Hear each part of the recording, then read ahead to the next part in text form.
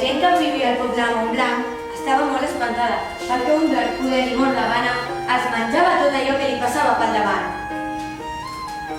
Oh no, there's a dragon! Help!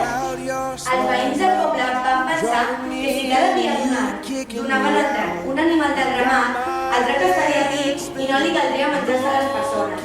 Pobres ramats! This sheep!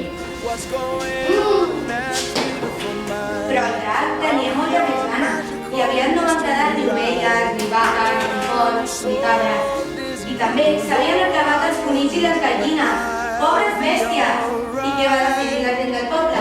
Donar al drac pudent una noia cada dia, una noieta ben tendra i gustosa, que per sorteig havia de ser revelada al terrible animal. Poor little girls!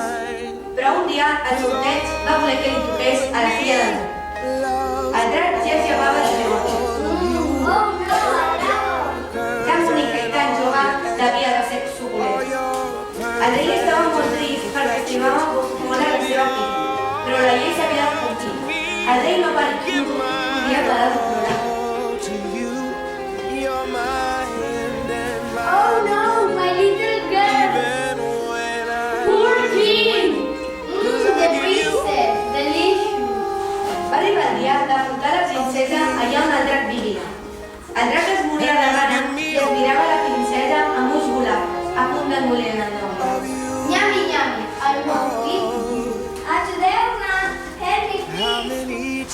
Oh my God, poor princess! De cop es va sentir un galop que s'acostava.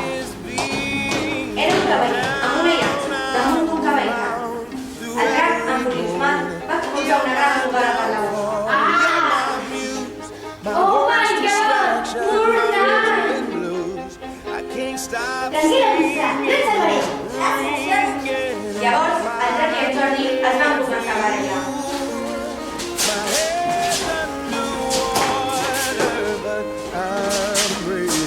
El cavaller, sense pensar-s'ho, va clavar l'espatlla al cor del drac. Va caure a terra, ben mort.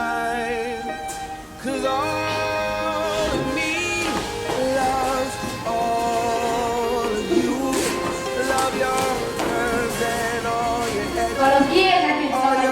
Em dic Jordi, per servir-lo. This guy